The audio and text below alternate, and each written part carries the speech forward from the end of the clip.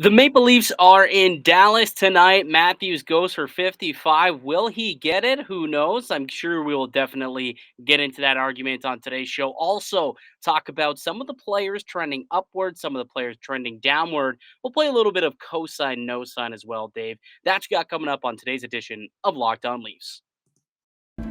You're Locked On Maple Leafs, your daily podcast on the Toronto Maple Leafs. Part of the Locked On Podcast Network. Your team every day.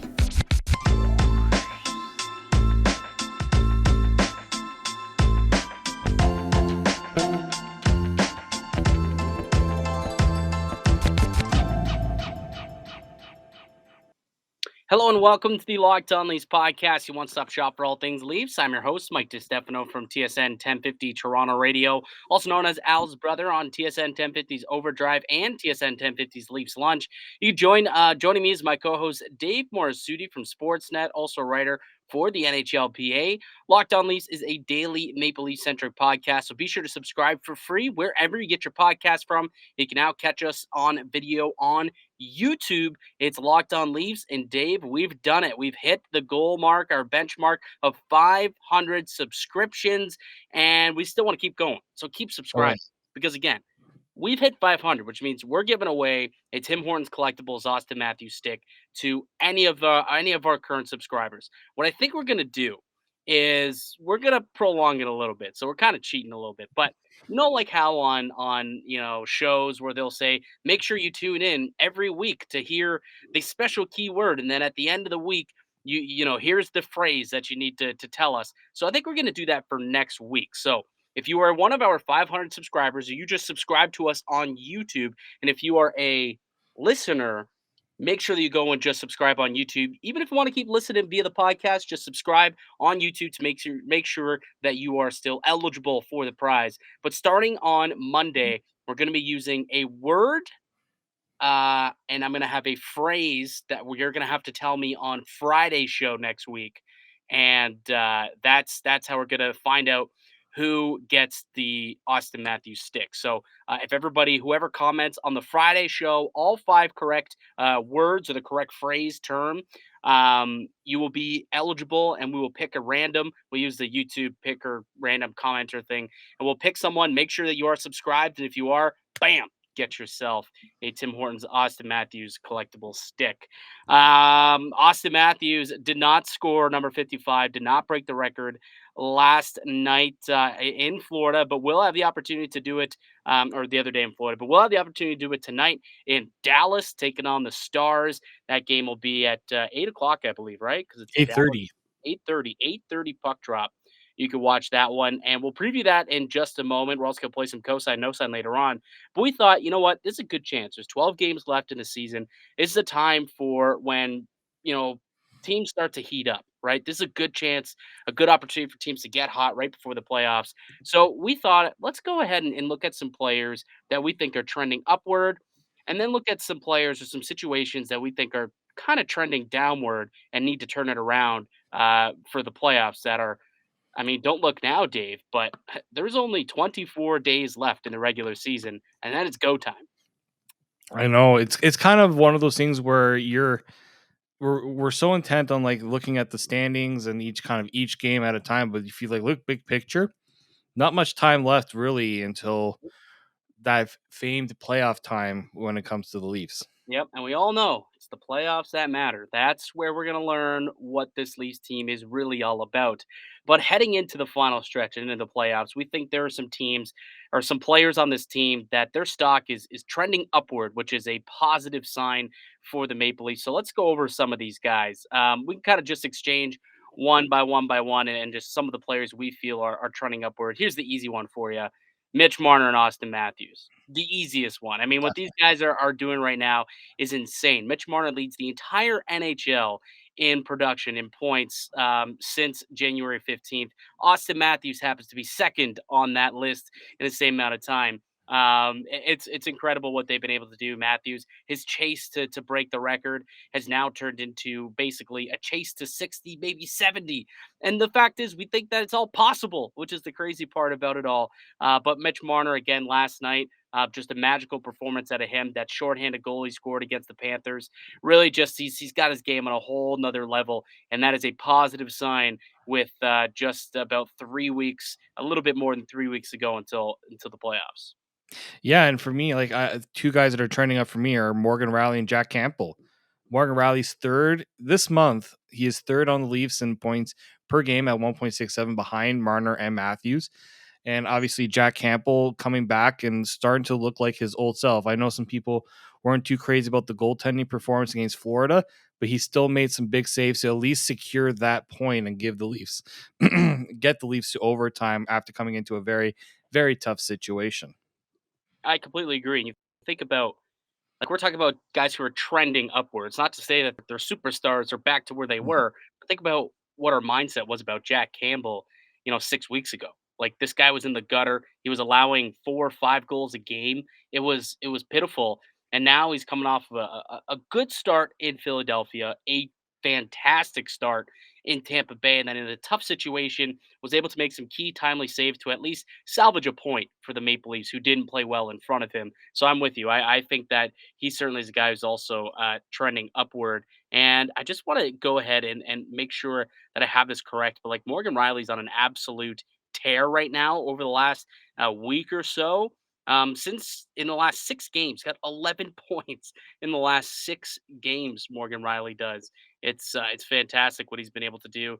Him and Labushkin have paired up to be quite the duo. Not too sure why they weren't on the ice together last night, but that's something we may get to down the road when we preview the game against Dallas. Another player I do want to give a shout out to, Pierre Egball, certainly trending upward. This guy has become a legitimate two-way threat. He's suffocating in his own end, and even on the forecheck, like he just goes in there and has a purpose when he goes in there. He's playing the puck really, really well right now. He's scoring goals. He's scoring goals shorthanded, killing penalties on the power plays, really doing it all. He's playing the best hockey that he's ever played. And Sheldon Keefe even said in a game against Tampa, he was the best player in the first period in that game. So Pierre Engvall, his stock. You talk about shooting up. This is like AMC, GameStop type of stock that has really shot up as of late, considering there was at one point this year where everyone's questioning why he's even in the lineup, questioning why he's in the NHL and not in the AHL. And now he's a staple for me on that third line, an absolute staple. No, definitely for sure. I let's maybe start off with our trending downs, and one of them for me has to be Jason Spezza. I mean, I'm not expecting a 38-year-old to be able to play consistently from start to end. You're going to see some blimps. I feel like right now could be a good time for him to get those sit him down, get the legs fresh for the playoffs.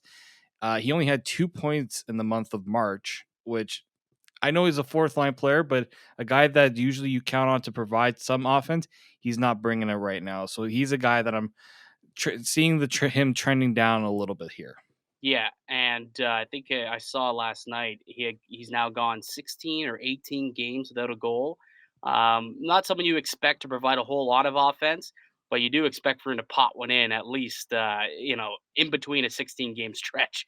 For myself, one who I'm going to say is trending down, and specifically after last night, is the Muzzin Hall pairing. And I didn't think it could trend down any lower than it was back when Muzzin went out, because it was in a pretty barren place. And then you see last night exactly, picking up right where they left off, where they're fishing pucks out of the back of their net. Both of them on the ice for 4 goals against in that loss to the Florida Panthers. They just weren't playing well in front of their own net. They looked slow. They looked confused. Justin Hall got bullied a couple of times by Sam Reinhart. Muzzin missed a couple assignments. They couldn't kill the cycle at all. It just wasn't a good situation. And it hasn't been all season, to be quite honest with you. And that pairing to me is trending down. And I'd be shocked if they're back together again for tonight's game against Dallas. We'll get to that in a moment. But is there another player or a situation here that you think is trending downward? I'm still debating why Kyle Clifford is still in the lineup. I mean, going up against a team like Florida who likes to play a very physical style, he was very not physical. He didn't even register a single hit against the Florida Panthers. They only played like 5 minutes, to be Yeah, honest, but 6 minutes, but you expect at least 1 or 2 hits. Like, he had 2 against Tampa the night before. He had 6 in that game against the Winnipeg Jets, which I thought was one of his more impactful games, just from a physical standpoint. But at this point, if you're going to play him 6 minutes, maybe you go out and you give somebody else that opportunity. Like, Wayne Simmons should never have been taken out of the lineup. Time for Kyle Clifford to take a seat for a little bit. yeah, agreed. All right, let's take a quick break here, and when we get back, we'll get into the Dallas Stars, who are hosting the Maple Leafs tonight. And before we do, who's our show sponsor today? We I had just Bet wanted to Online pull today. it up. We have Bet Online, which, hey mate, you made some money the other day with Bet Online, taking the Maple Leafs in the game against Tampa, and maybe you can even make some more money tonight by potentially putting some Skrilla down on the Maple Leafs as they go toe to toe with the Dallas Stars, who are fighting for a playoff spot as well. So it should be a real good game. But Bet Online is one of today's show sponsors, and I'm rambling because I'm trying to pull it up. As you can tell, wasn't doing it quick enough. Bet Online is your number one source for all your sports betting needs and information. Find all the latest sports developments, including this week's Masters Championship odds, podcast reviews for all the different leagues this season. BetOnline is your continued source for all your sport wagering information, including live betting, esports, and scores. Head to the website today or use your mobile device to learn more about the trends in action. BetOnline, it's where the game starts. Welcome back into the Locked On Leafs podcast. I'm Mike DiStefano, Dave Morisuti with me. We're your hosts here of the daily Maple Leafs podcast, Locked On Leafs, part of the Locked On Podcast Network. Maple Leafs in Dallas tonight to finish off this 4-game road trip. So far, they picked up 5 of 6 points. I think everyone would be pretty stoked if that they were able to do that. And, even if they can go in there and try and get another 2 points tonight and finish up 7 of 8 against Philly, Florida, Tampa, and then Dallas, who is scraping and clawing to try and get into the playoffs. I think that would be considered a success. But for tonight's game, like what coming off of the game against the Florida Panthers, we saw him tinker with the blue line.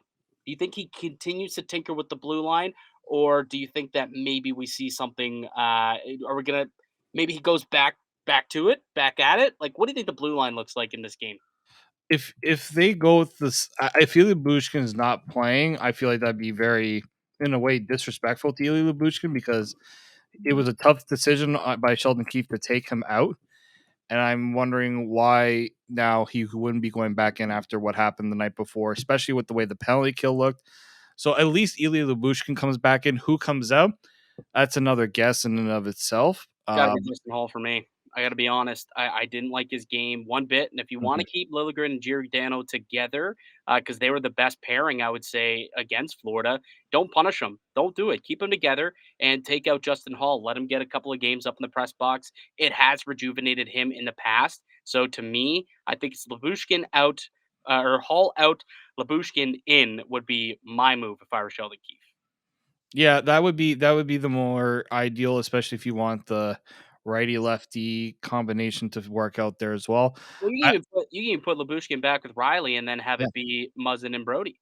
I think that would be a better pairing, Muzzin and Brody. Yeah. Than I think that we've seen it work in the past, and I think you're at a point now where you can't be favoring certain players if they have bad games. Like you clearly have to send a message that the last game was not acceptable from a defensive standpoint, and taking out Justin Hall or Jake Muzzin, whichever one of the two, will send that clear message, I think.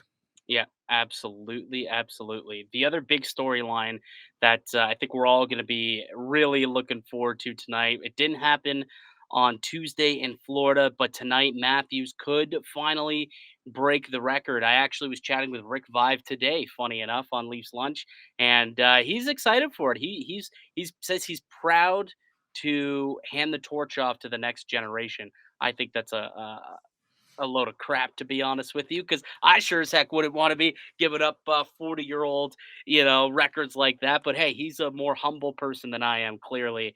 But do you think that tonight's the night Rick Vive's record finally gets broken and Matthews, after 40 years, becomes the first and only Maple Leaf in history to have a 55 goal season?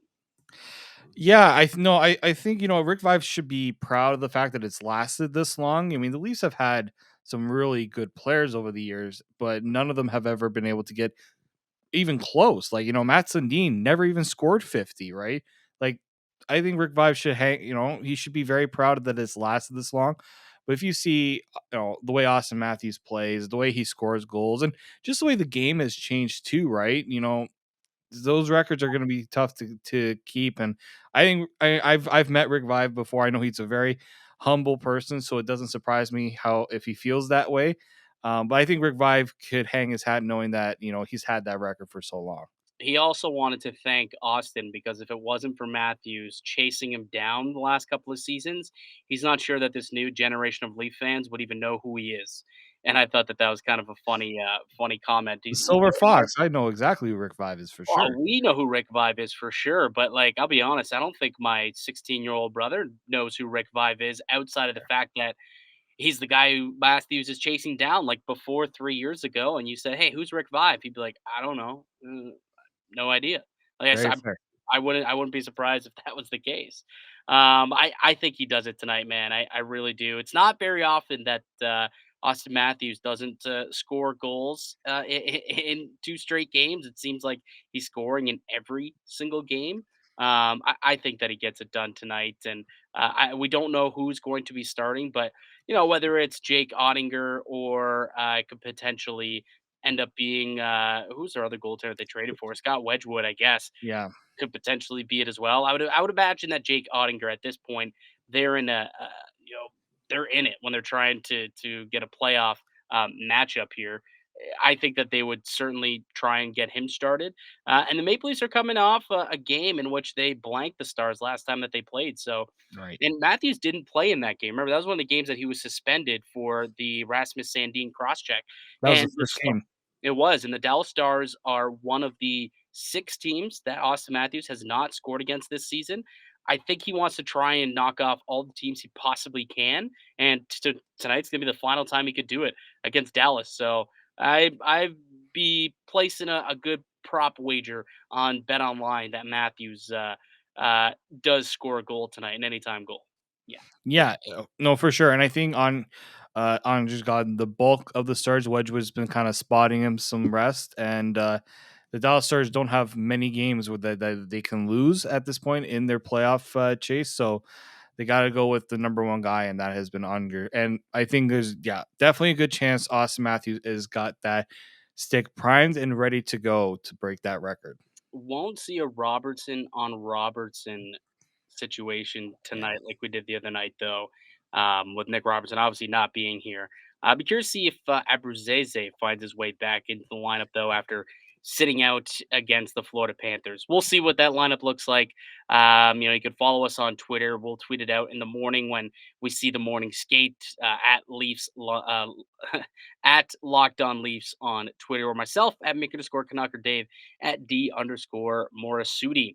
All right, we'll take one more quick break. When we get back, let's play some cosign, no sign, Dave. We like to do that at least once a week, and today feels like a pretty solid day to get a cosign, no sign game in. It's one of our favorite segments that we do here on the podcast. So we'll do that when we return. For our audio listeners, you'll hear a couple of words from our show sponsors. For our video listeners on YouTube, hang around a second. We'll be right back. Welcome back into the Locked On Leafs podcast. I'm Mike DiStefano, the host of the show. Alongside me, I have my co-host Dave Morisuti. Cosign, no sign. One of the most fun games that we like to play here on the show. The way that it works, if you're new to the podcast, we're going to make a statement, and if we agree with that statement, we co-sign it. If we disagree with the statement, we no sign it. So we've got a couple of statements here each that we're going to go for. Let me kick things off here, Dave. Let Sure. me kick things off because I got a bit of a spicy one, and I want to know your take, and I don't want to wait one more darn second to hear it. First one for you, pal. Cosign, no sign is a hot take. Jake Muzzin will be a healthy scratch at some point this season. Gonna co-sign this. Really? Yeah. How do you go to Jake Muzzin, a veteran in this league, a man who has done a lot for your team the last couple of years, has been a warrior, and say, "Hey, you're taking the night off. Go sit in the press box." How do you have that conversation? He's a leader on this team, a Yep. very vocal leader. It's a tough discussion, tough conversation to have. Because if you're gonna talk the talk, you got to walk the walk. Simple as that. It was not good enough in that game against Florida. Look, we gave him a bit of a reprieve because it was his first game back. But if it doesn't improve, if it doesn't get better for him, again, yes, he is a leader on this team. So is Jason Spezza. I understand that Jake Muzzin is making a lot more money than Jason Spezza, and there's expectations for him to be a bigger role player on this team.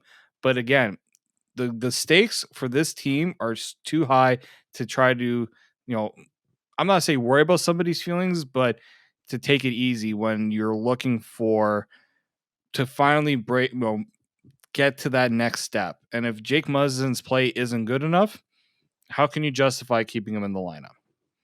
Yeah, no, you bring up a solid point, and it's almost like the Keith Yandel situation, right? Where it's just a privilege to play in the league. If you're not one of the top 6 players in this lineup, and guys like Labushkin and Liljegren and Hall have all surpassed you because, again, Jake Muzzin, not a very young cat out there. He is a little bit old and grizzled vet, and his legs certainly showed it in the game against the Panthers. And you're right, if it improves, I don't think he is healthy. If it improves and he gets back to being that reliable, defensive defenseman, there's no conversation to be had. But if it doesn't, and if last night was a precursor to what the next month looks like for Jake Muzzin, I think I'd co-sign it too. Could be a situation where he's up in the press box eating popcorn um, in one of these games. I don't know if it could be a playoff game, could be a regular season game, but if it doesn't turn around, things could get dicey for Jake Muzzin and his spot in the lineup. All right, your first one. Go ahead. Auston Matthews and Mitch Marner reach 100 points this season. Are you asking me this because I embarrassed myself on on the radio the other day? No, I didn't.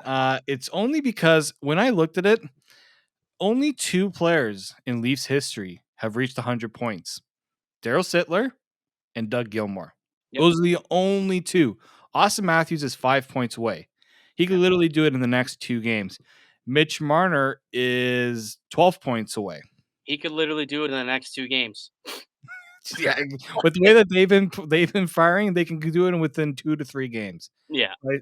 I'm of the opinion, like, 2 players. This would be the first time ever in Leafs history that 2 players would reach the century point mark in a season. Yeah. I'm Ridiculous. co-signing it. I'm co-signing it. I am. The way that they're playing right now, they're showing no signs of stopping either.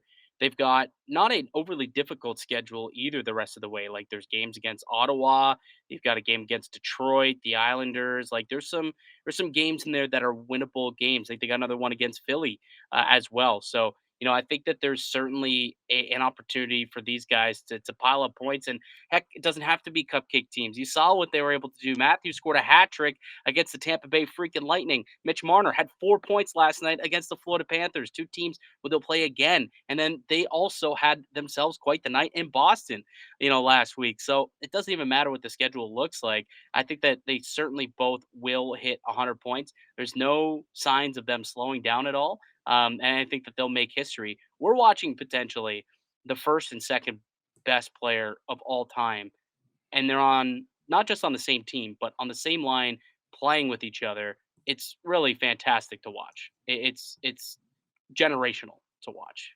Oh, for sure. My second one for you, in the same vein of one Mitchell Marner and what he's been able to do of late and this season, namely in the year 2022. Mitch Marner should be considered a top 5 Hart candidate. A top 5. Let me see where he's at for BetOnline. Go ahead and answer it, and While you look at that, I'm gonna no sign it just because I look at the field right now. Like Igor Shesterkin, Huberdeau's up there, Matthews is up there. Obviously, people are putting Johnny Gaudreau in that list as well. You're gonna probably have one of my, probably gonna have either McDavid or Draisaitl in there. I just don't know if he can crack the top 5. He's definitely outside of the top 5 in terms of he's right there. But if I'm looking at just all the other players, I could list 5 players who could be ahead of Mitch Marner in that category, which his second half, like I know I even listened to your segment on how well he has been since he's returned from COVID. Like that, if we were starting from that point, Mitch Marner is the Hart Trophy winner. But if we're looking at the full season, there are definitely guys I would even say on the back end, Roman Yossi and would garner top 5 consideration for the Hart as well. Yeah, I think he's in the conversation. I think to put him there, like definitively, would be tough to do. Hmm. But at the same time, the guy's missed 9 games this year and is still like top 10 in scoring. And for points per game, he's fifth in the NHL. Austin Matthews second in the NHL this season.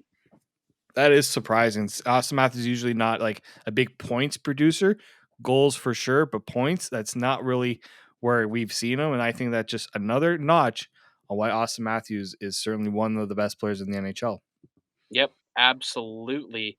Um, your second one.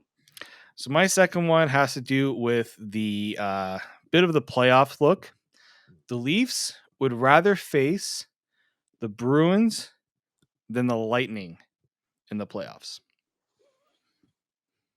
Cosign. Cosign. I think look, the Lightning, I know that they beat them pretty handily the other night, and it certainly makes you feel more comfortable if they do have to play them. But if you give me the choice, I'd rather not take on the defending two-up Stanley Cup champions with guys like Point, Kucherov, Palat, Stamkos, Hedman, Andrei Vasilevsky. Vasilevsky, like Vasilevsky to me is really the biggest difference because Boston's got some players too, right? Marchand, they've got David Pasternak. Clearly, Charlie McAvoy's coming into his own this year. He's turned into a stud number one defenseman, Patrice Bergeron, and Jeremy Swayman's playing really really solid hockey right now, but he's unproven in the playoffs, and the playoffs are a totally different beast. A lot more pressure. So to me, the goaltending is the biggest sway where, I would much rather have to go up against Swayman in a 7-game series than against Vasilevsky in a 7-game series. Yeah, they put up 6 goals on him the other night. I would reckon that they will not do that at all in a 7-game playoff series. If they do it one time, they're never doing it again because the Tampa Bay Lightning will probably go and win 4 straight after that based on that type of performance. So, yeah, I'm going to say cosign. I think the Bruins be the preferred matchup. I know that's the Demons. The Demons, it's the That's the reason, other reason why I want it. I want to rid that. but Dave, Just I'm a big believer in slay the dragon. You yes, slay the dragon, and that could catapult them on a massive, massive run. We just saw the other night in Florida. Goaltending's not really, a strong point there either. So if they can get past Boston, and then let's say they meet Florida in round two, they could compete with them, man. They could compete with them. They beat them the other night in Toronto, and then they took a point off them and really gave them a go. If it wasn't for some shaky goaltending, they probably win that game. And I'm talking about Shalgren, not necessarily Campbell. They probably win that game, and some better defensive coverage as well. I thought that they played up to standards, and they could score a lot of goals on that team. It'll be a track meet. It'll be an interesting game. But yeah, Tampa's definitely of the 3 teams the scariest to me at this point. So yeah, I'll co-sign it. Boston over Tampa. yeah, definitely for sure. And that's it, right? Yeah, we're only doing 2 today. We're keeping it a little bit short. We've gone like twice in the last week over an hour. We've been doing way too long podcasts, so we thought today we'll keep it short, sweet, simple, get to the point. Couple of good segments. Preview the game against Dallas tonight. Hopefully, Auston Matthews can go for 55, break the record, and then celebrate it once he gets pregame Saturday night with Montreal coming to town. It actually works out perfect because you can celebrate it the very next game. Have Rick Vive be there, shake his hand, congratulate him, have a little bit of, give him a stick or, just have some nice little ceremony, which they typically like to do with the Maple Leafs. So maybe it works out like it's just the story, I think, it would be a great ending to the story if he does it tonight in Dallas, and then they could celebrate it the very next game with Montreal in town. I think so. So let's all hope that he does it. Matthews for 55. Matthews for 55. Let's hope for it. All right, that game is at 8:30 tonight. Also, so note the time, 8:30 Eastern time. Enjoy it, folks. That's going to do it for us here today on the podcast. I'd like to thank you all for listening and supporting the show. You can subscribe to the Locked On Leafs podcast on all podcasts and platforms and receive a daily Maple Leafs content. Follow myself on Twitter at Mickey_Canuck. Follow the show at Locked On Leafs and follow Dave at D_Morisuti. And once again, you can also subscribe to us on YouTube. We've hit 500. I'll tell you more about the details on how to make sure that you can be entered to win the Auston Matthews Tim Hortons collectible stick. That I guess we call it a contest. A contest, I guess we could call it. That'll begin next week. I'll give more details about it tomorrow. Until then, enjoy the game, folks. Leafs, Stars, tonight, 8:30. We'll be back tomorrow. Until then, keep locked right here on Locked On Leafs.